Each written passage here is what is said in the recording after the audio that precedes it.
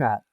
How many times have you guys heard the phrase or sentence, you just want every single KH game to be like KH2FM? Or it's like, you only dislike this game because you just want every single game to play exactly like 2FM, and every game is supposed to be a 2FM sequel. It's like every Twitter post ever. It popped up a lot more right around the time that KH3 was being released, and a lot of people were kind of voicing their concerns naturally about the game, and so a lot of people didn't like that the hype train was being stalled a little bit. So it's just, it kind of shot back at a lot of the criticism that was being geared towards KH3 before the game even came out, and how everybody was worried and blah blah blah. Pointing at someone and call them pedantic is sadly an effective way to end a discussion before it begins, because sadly people don't want their opinions changed. A lot of people want a really simple solution to a complex problem. So when people see their favorite game or a game that they're very excited about being criticized, the easy solution on a website that only allows 240 characters per tweet is to just label them a 2FM fan. And you guys just want 2FM, a 2FM sequel. You guys want every game to be like 2FM. We're not going to listen to you. I know how you guys are, blah, blah, blah, blah. But I can only imagine that the reason that people would actually come out and say this sort of thing, for whatever reason, 2FM fans aren't very afraid of voicing criticism, at least in my experience. If they see a KH game and they see flaws with it, they aren't really, they or we, since I'm part of that, aren't really one to step down and not say anything. Like, if there's a problem with a game, typically we're going to pipe up and be like, hey, there's a problem there. And this is the problem with it. This could definitely get in the way of your game being good or your game being fun. And then at the very same time, they'll kind of label KH2 or KH2FM in a positive light and be like, hey, so like floaty games are kind of a problem. Look at 2FM. Like, look at how the combos are really snappy, and gravity naturally leads you back to the ground so that things feel really cohesive, and the gameplay experience feels very dynamic and constantly changing. I think for a lot of fans that look at this sort of criticism from 2FM fans, where they'll point out a flaw and then they'll recommend a remedy or a solution to that problem, and that solution is usually like in the form of something from 2FM or one of the older games, right? They kind of see that and they're just like, well, all these 2FM fans keep on recommending KH2 as like the perfect game. Well, that's stupid. They just kind of assume like, oh, you guys keep on recommending 2FM. What do you guys want? Do you guys just want another 2FM game? And that's kind of like what it kind of comes down to. I compare the whole you just want another 2FM to you just want every Smash game to be like Melee. That's actually a very good point. That's a pretty apt comparison. A lot of Smash fans think that all Melee fans in the world just want every game to be like Melee and to have wave dashing. And I'm not trying to say that there aren't people out there that think that 2FM is actually the best game ever made and want every single KH game to be exactly like 2FM, because I'm sure that there are a few people out there that do that, but I think the majority of 2FM fans are pretty level-headed, and when they make some sort of criticism or they talk about 2FM in a positive light, it's usually because they just want future games to be better. And it's not really to pick on people or make fun of people for liking a particular game. It's just like, it's just really at the end of the day, they just want a better game. It's a cute little PowerPoint thing over here. Here we go. All right. So here's the format. We have a discussion point, and then we've got what the 2FM fan says. And I didn't label it in this specific order, but we've got what the 2FM fan says. And then we've got what the response is from other fans to the 2FM fan. And then the final point is what the 2FM fan is really trying to say. All right. So let's get into it. All right. I dislike that a lot of situation commands appear randomly in KH3. I prefer how I could use the majority of my options in KH2 whenever I wanted. I think this is a pretty common complaint, just because I think A lot of people dislike the concept of team attacks and how they just appear randomly, how attraction flow appears randomly on enemies. Grand magic is even a part of that because if you mix and match your magic whenever you use it while you're building up your arrows, you get a random chance whether or not you get any of your grand magic at all. So like say you use like a few fires, a couple of blizzards, and a thunder. Potentially, you just might not get any of them at all, or you might get all three of them if you get super lucky. Before critical mode was even introduced, where they introduced that ability that gave you a form change every single time, it was random whether or not you would even get the form change, but you had to sacrifice attraction flow for it. So it's kind of just like how it was built into the system. This is what other fans have to say when they respond to the 2FM fan. You 2FM kiddos need to get used to the new system. There's nothing wrong with it. Not every game can be 2FM. Situation commands are fine. I like situation commands because I like having to think on my feet and use what is offered to me, blah, blah, blah. And then, what I think is probably the most important section, what the 2FM fan is really trying to say.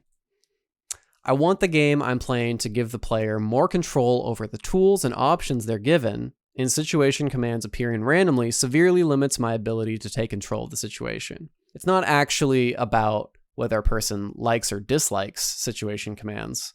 What the 2FM fan is trying to get at is they like having control over their options, having control over their tools, having the ability to choose when and where I can use them. And with situation commands having a timer attached to them, with them appearing randomly a lot of the time, it's really hard to pick and choose exactly when you want to use your tools when those tools aren't always readily available. Let's try another one. So Keyblade transformations. Ooh boy. I dislike that Keyblade transformations all feel the same in KH3. Most melee build transformations only differ in how their combos look, and even a spell-based transformation like Mirage Staff isn't much different outside from the clone shots. I prefer drives in KH2 because they provide that meaningful difference. So let's talk about, Hyper Hammer and Twin Yo-Yos or the Agile Claws, High Wind and Storm Flag. All of these like melee-based Keyblade transformations, in terms of utility, in terms of like an actual meaningful difference between each of these transformations, there really isn't much of a difference. Like it's just you press X and you hit things, right? And that's pretty much all there is to it. It's hard to really mention a meaningful difference between each of these transformations. Counter Shield is the exception to the rule. Absolutely. Counter Shield actually has a meaningful difference in how you approach fights and how you build up your charges and you use those as reprisals. It's the black sheep, exactly. There are a couple black sheeps in terms of Keyblade transformations, but the majority of them more or less do the same thing in the same exact way. And it leads to a situation where when all of these different things are doing the same thing, there's going to be one that just does it better than all of them. And that's double form.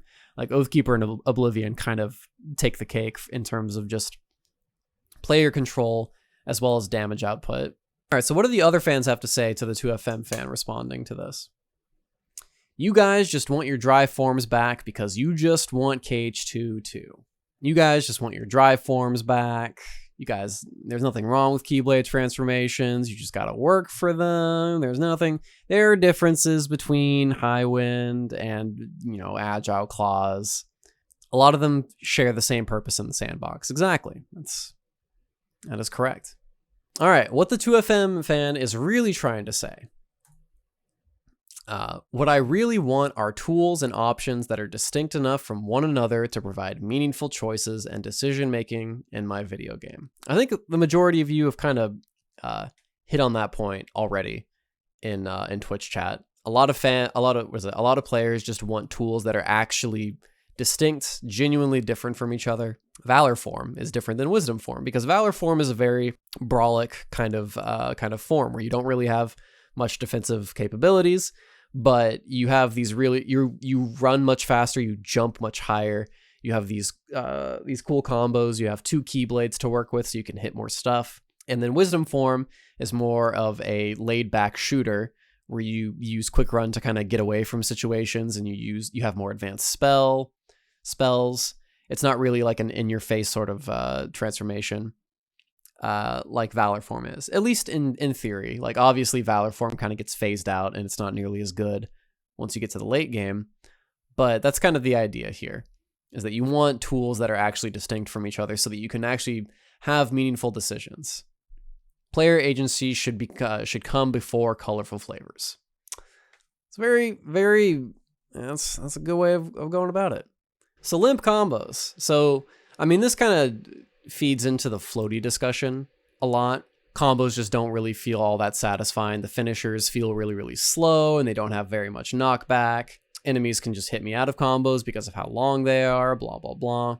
Combos in KH3 are extremely limp and unsatisfying to use. Keep in mind that this was base KH3. This was before Remind came out. And there are even cases where KH3 combos lead to bosses falling out of combos. I prefer KH2's combos because of how snappy they are and how they very naturally link into each other.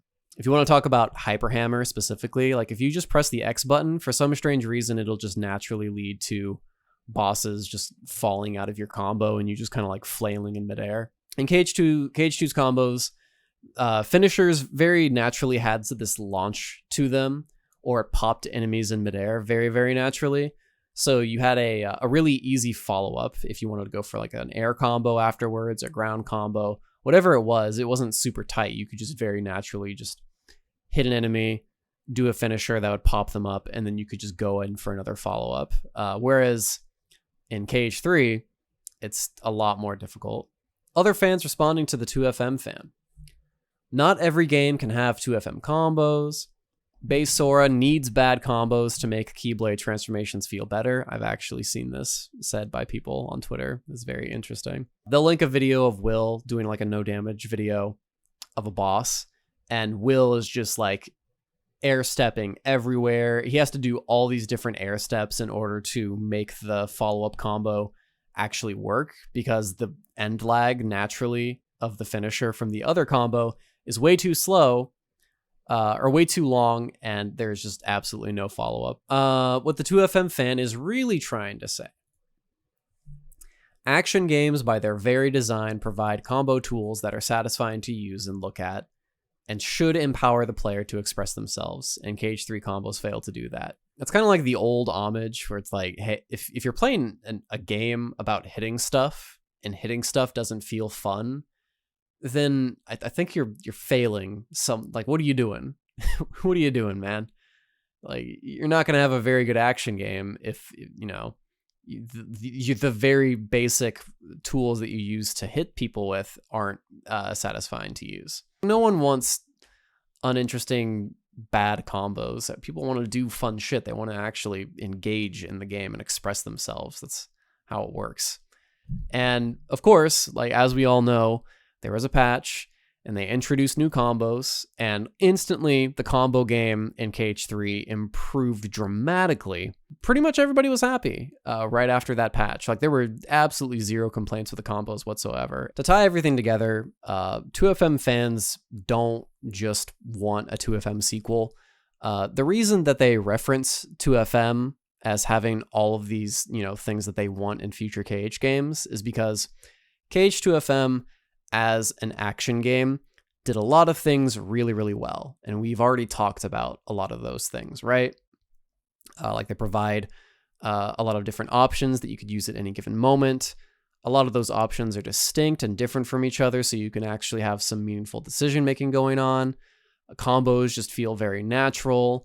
Like, these are all things that are very universal, and they can naturally be applied not just to other KH games, but just other action games in general. 2FM fans don't just want another 2FM.